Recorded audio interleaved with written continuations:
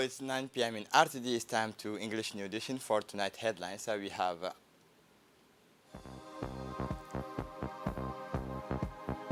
the opening of the summit of head of state and government of countries bordering Somalia.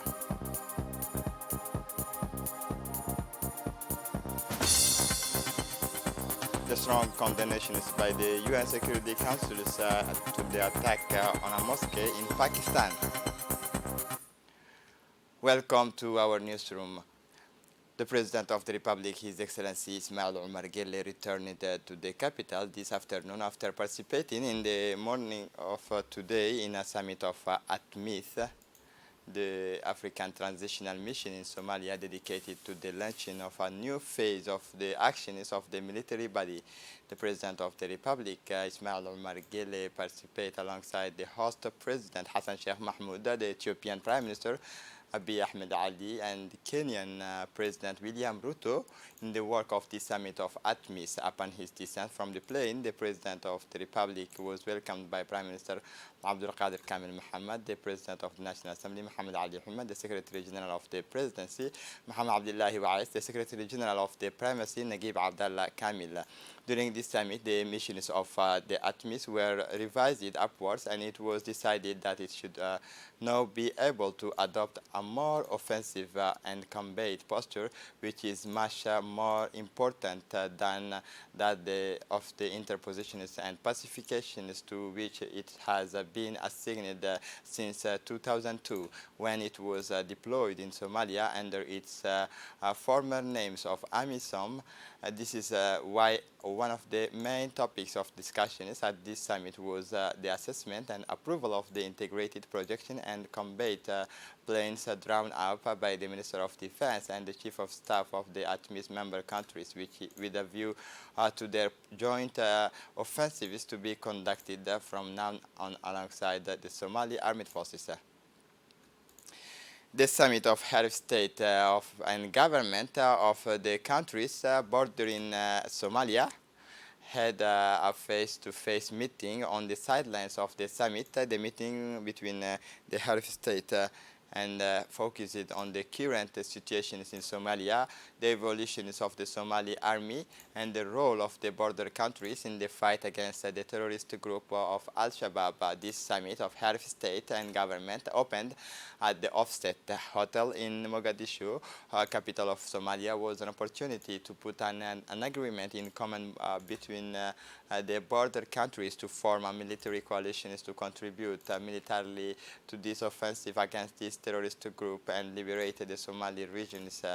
In addition to the President of the Republic, His Excellency Ismail Omar Guelleh, the Somalian President Hassan Sheikh Mahmoud, as well as the President of Kenya, Samuel William Ruto, and the Ethiopian Prime Minister Abiy Ahmed Ali. Several topics and themes are on the agenda in this summit, which comes at a time when the positions of Somalia is firm against the terrorist group of Al-Shabaab, who perpetrate attacks and so that they kept in Somalia. This group also constitute a real threat to the peace and stability of the border countries to conduct an intense offensive and provide support to the Somali Army Force. The Minister of Defense of the countries bordering Somalia started this morning after a marathon of successive meetings since yesterday to discuss the perfect ways to identify the teams to set up a collaboration in military and security matters between the Somalian forces, the Somali Armed Forces and the border countries contributing to the contingent of ATMIS in order to approve the principle of a more offensive engagement in this decisive fight against the terrorist group of Al-Shabaab. After the meetings of the staffs of the countries bordering Somalia to discuss the military aspects, the Minister of Defense met to discuss all the political aspects of this agreement between the border countries to sign a process of collaboration between the armed forces of each border country and the forces of the Somali armies, which knew how to show its determination to carry out a battle and reconquer to the extent of all its territory. The meeting ended with a signature between the headquarters of the border countries to provide military support to fight the terrorist group of Al-Shabaab. The headquarters of the border countries, including General Zakaria Sheikh Ibrahim and the major state of Somalia, Ethiopia, Kenya, have signed this agreement to provide military assistance and materials to the Somali armed forces. The summit of head of state and government of the country bordering Somalia and member of ATMIS, the African Transitional Mission in Somalia, opened in Mogadishu, capital of Somalia. This summit is dedicated to discuss the issue and themes addressed by the Minister of Defense and the General Staff in order to launch a new phase of joint military action against the terrorist group Al-Shabaab. This summit constitutes a new phase of the action of ATMIS through their contingent to assist on the war fight the Somali armed and security forces in their relentless and increasingly successful fight against Al-Shabaab terrorists. The agreement signed between the staff of the border countries and member forces of the ATMIS was also discussed during the summit. This military agreement is about a review of upward of the missions of ATMIS, empowered now to subscribe more to a more offensive and combat postures far superior to that of interpositions and pacifications to which it was assigned until now. The head of state of the border countries, including the President of the Republic, His Excellency Ismail Omar Guelleh, reiterated their firm and unwavering support for the Somali government and the Somali army forces to regain control of all Somali regions. The discussions were also focused on the tactical and strategic choice to be made in the military operations between the principle of integrated headquarters, combining the force of ATMIS and those of Somalia, and that of coordinated and concerted offensives, where, however, the contingents of both parties act separately. Prime Minister His Excellency Abdelkader Kamel Mohammed received this morning the courtesy visit of the new Turkish ambassador to Djibouti, Mr. Sank Uraza. The Prime Minister immediately welcomed the Turkish diplomat. The interview was an opportunity for both men to review the state of bilateral relations between Djibouti and Turkey, the ways and means also which are likely to consolidate them further. The meeting was attended by the Secretary General of the Prime Minister's Office, Mr. Naguib Abdallah Mohammed Kamil, and the head of the Prime Minister's Office, Mr. Ali Silay Abdallah. Mombasa, Kenya's second largest city, hosted today at the Sarava Hotel Conference Hall a meeting on the state of the region, which, with a speech delivered by the IGAD Executive Secretary, Dr. Workney Gabeyu, representative of the member countries, as well as the media of IGAD countries attended the important speech on the state of the region. In his speech, the IGAD Executive Secretary gave an overview of the current situations in the region, particularly in the areas of security, health, economy, and politics. Dr. Workney Gabeyu welcomed the progress made by the Intergovernmental Authority for Development in 2022-2023. IGAD aims to significantly strengthen its position as a source and reference point for authoritative regional data on conflict, disasters, and all aspects of development. According to the IGAD Executive Secretary, the State of the Region's address is delivered annually at the beginning of the year by the IGAD Executive Secretary.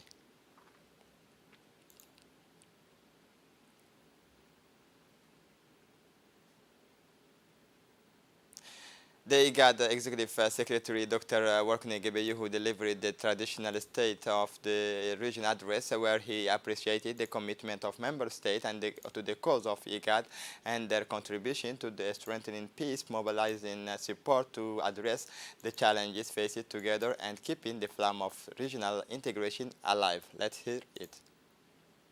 Peacefully and successfully navigated a two-year election cycle that ran from 2021 to 2022 in 5 out of 7 our member states. This includes election in Kenya, Uganda, Djibouti, Ethiopia, Somalia.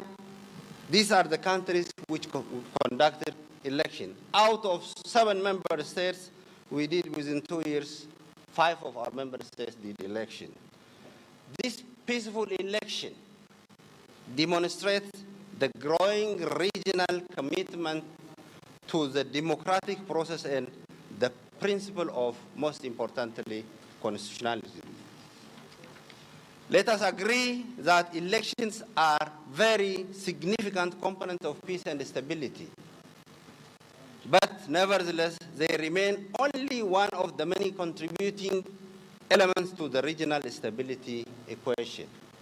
Specifically, IGAD appeals to increase regional and continental and international support for AU transition mission in Somalia, ATMIS, which working together with the Somalia Security Force are positioned to have more lasting and effective remedy to the problem of terrorism in Somalia with the strong emphasis of protection of civilians. The Republic of South Sudan. Progress has been recorded in implementing the revitalized peace agreement in South Sudan, notably the establishment of full functional executive, the transitional assembly, state and local governments. IGAD also welcomes the progress recorded under the transitional security arrangement, and in particular, IGAD congratulates the Republic of South Sudan for necessary unification of forces, of which 82% have graduated in the first phase of last year. This restoration of peace between parties the agreement is a major achievement for our region, and IGAD is gratified to have played a significant role in bringing them together for the unity of the country. The beginning of this address, the core mandate of IGAD has been and remain regional integration. At the preceding work we are doing in peace and security, health and social development, agriculture and environment, disaster prevention and response is geared toward the real integration. To create optimal conditions for our people to interact, make a decent living and prosper in the peaceful and predictable environment that is within our region. As one of the most important geostrategic locations in the world, our region has incredible integration potential that is waiting to be unlocked. According to the African Regional Integration Index, our region is approximately 50% integrated, meaning we still have halfway to go starting the full integration that needs another years. IGAD is further committed as a regional economic community of the African Union to deliver on the tremendous potential that continental free trade areas hold for the region. Also, after his speech, IGAD Executive Secretary Dr. Workney Gebeyehu launched the IGAD Councils of Eminent Persons. This council brings together personalities who have contributed immensely to the progress of their respective countries. We can cite, for example, Dr. Qasim Isaac Osman, former Minister of Health and Investment of the Republic, and Aisha Mohammed Roble, former Minister of Women's Promotion in Djibouti, as a prominent personality of the IGAD member countries. The Secretary General of the IGAD personally congratulated these two personalities of the Republic of Djibouti who have constantly contributed to the development of the Republic of Djibouti.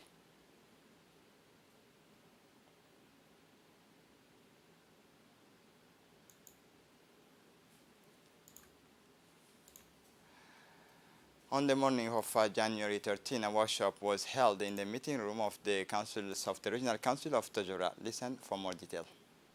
January 30 was held a workshop to launch the activities of the project for the preparation of detailed development plans for the essential areas for housing and the restructuring and enrichment plans of the precarious neighborhoods of the city.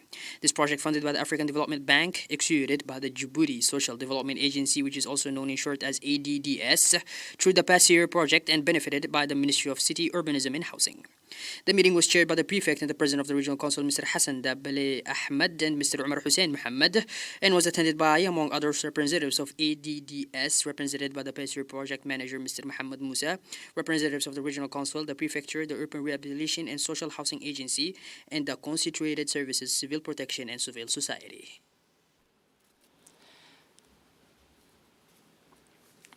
The team of the technical approach of the project and the population is in the face of the challenges. The Ministry of Women and Family, in collaboration with the sectoral ministries and the technical support of ANSI, organized an awareness sessions on the evils of the cyberspace in the Kazaf centers in Balbala. The speaker sensitized parents and young girls on the danger of the digital wars and more particularly of the internet, as well as the misuse of the social networks. The main objective of this event was to raise the awareness of children through information about the danger of the digital world. During these sessions, there were fruitful debate and exchanges concerning the bad practices of the internet, so that the parents are vigilant on the sites that their children consult.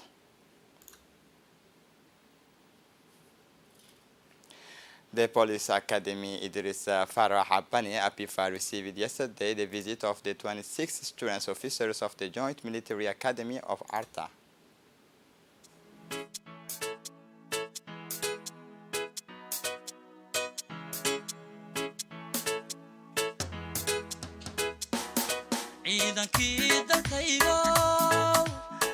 The Police Academy Idris Farah Abani received yesterday the visit of 26 students officers of the Joint Military Academy of Arta Amia, accompanied by the Chief of Training.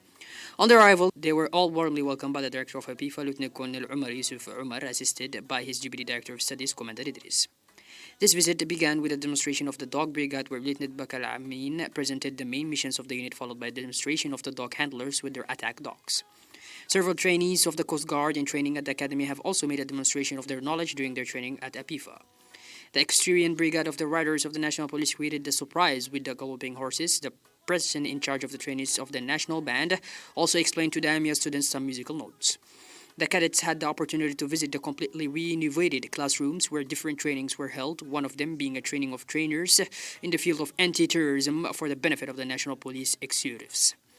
The Commander Farhan Abdul Raghib, responsible of the technical and scientific police, was able to explain the missions of his service equipped with modern equipment. This open day of the MU students of Arta were able to see the dormitories to the standard rooms of the big residence called Eyurore and the village of the police fire Abdigele, composed of 46 VIP housing. The visit ended with an exchange of gifts in the traditional group photo.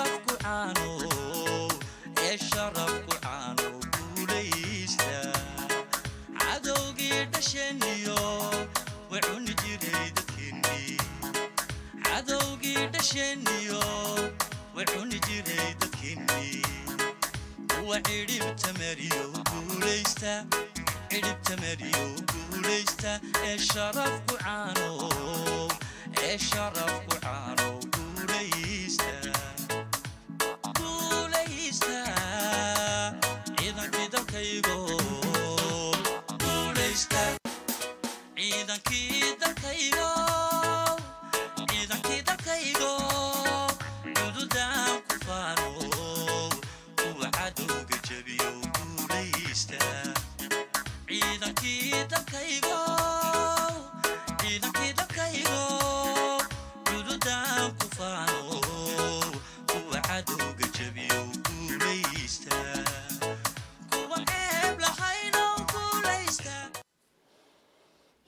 College of Obok hosted in the afternoon of Tuesday, January 31, 2023, a ceremony of awards to students who have obtained the best academic results in the first quarters of the school year 2022-2023. Indeed, all the representatives of the Obok community, including local authorities, namely the prefect of the Obok region, Mr. Abdul Malik Mohammed Banoita, the president of the regional council, head of the regional department of education of Obok, Mr. Hamadou Ali Mohammed, but also the education officials as well as the representative of civil society, parents, and not to mention students of the college have gathered at the College of Obok to participate in this event and thus show their encouragement to the awards winning students according to the principal of the College of Obok, Sir Hassan Dato. The objective of this event is to value the work of students, encouraging the strongest to continue on this pace, but also to raise among the less weak the desire to do the same. The officials who took the floor on this occasion congratulated the winning students while reminding them that the academic success of students is above all the results of a collective effort by teachers, parents, and the students themselves. This year, a total of 83 students from grade 6 to 9 were awarded honor rolls along with the gifts. The best of them who obtained the mark of the 19 out and 20. That is to say that a total of 5 students received a lot of gifts, including tablets offered by personally to each of them by the prefect of the Obok region, Mr. Abdul Malik Mohammed Banoita.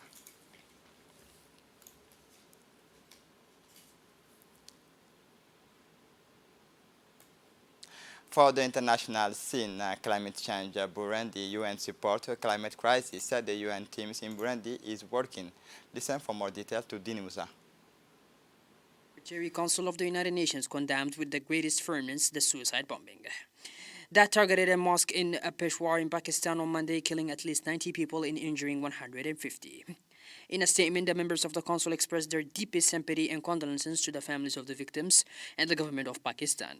They called for the perpetrators and sponsors of these reprehensible acts of terrorism to be held accountable and brought to justice, urging all states to cooperate actively with the Pakistani government and all other relevant authorities.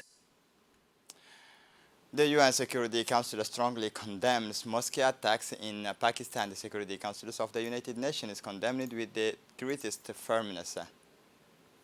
It is working with local authorities and partners to combat the devastating effects of climate change, said deputy spokesperson for UN Secretary General Antonio Guterres. About 90% of Burundi's 75,000 internally displaced people are displaced by climate-related disasters, and more than half of them are women. The UN Food and Agriculture Organization, the UN Children's Fund, and the World Food Programme are promoting agricultural diversification and rising climate awareness. This is it for the news. Thanks for watching us. Have a good evening.